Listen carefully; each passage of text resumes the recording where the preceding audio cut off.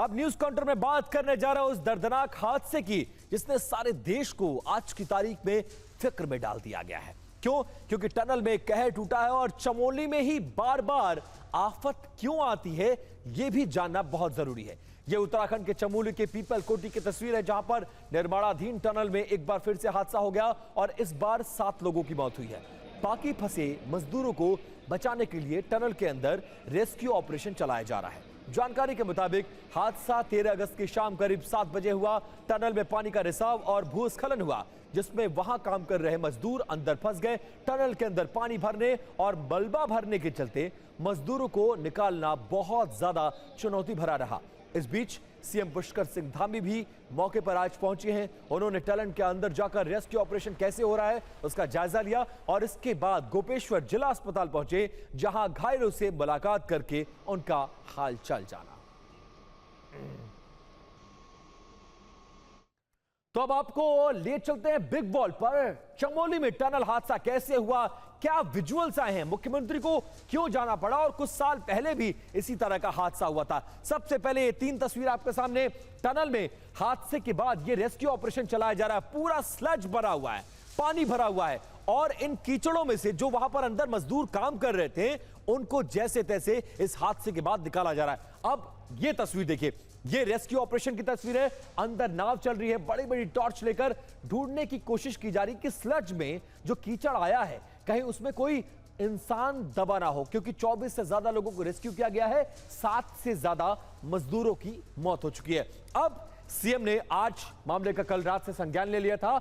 आज बाकायदा वो चमोली पहुंचे। चमोली में पहले टनल के अंदर पहुंचे, वहां जाकर घटना का ब्यौरा लिया, कैसे ये घटना हुई है और उसके बाद अस्पताल जाकर जो घायल मजदूर हैं उनसे जाकर उनका हालचाल जाना और उनकी आंखों देखी इस पूरे मामले को समझने की उन्होंने कोशिश की है। अब आपको सुनाते हैं कि चमोली टनल हादसे पर सीएम पुष्कर सिंह धामी ने मौके पर पहुंचकर क्या कुछ कहा है।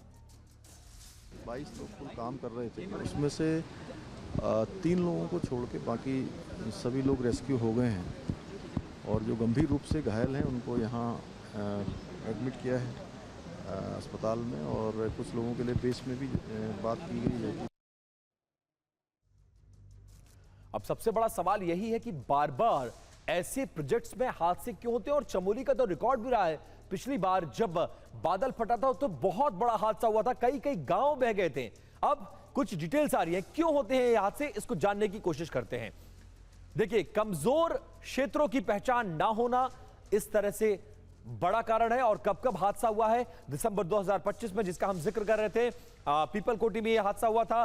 पिथौरागढ़ में भी ऐसा ही हादसा हुआ। इसके अलावा फरवरी 2021 में जिस टनल की मैं बात कर रहा हूं, ये चमोली का वही टनल है जहां पर तपोवन प्रोजेक्ट में इस तरह का हादसा हुआ। और सिलक्यारा में भी नवंबर 2023 में इसी तरह का हादसा हुआ था, जिसको लेकर पहाड़ों में इस तरह के प्रोजेक्ट्स को लेकर अब सवाल खड़े किए जा रहे हैं। अब आगे बढ़ते हैं और ये जानने की कोशिश करते हैं कि आखिरकार ऐसे टनल्स में जो निर्माणाधीन है वहां पर क्यों होते हादसे, ये जानना बहुत जरूरी है। कुछ डिटेल्स हैं और उसको आपको बताने की कोशिश करते हैं।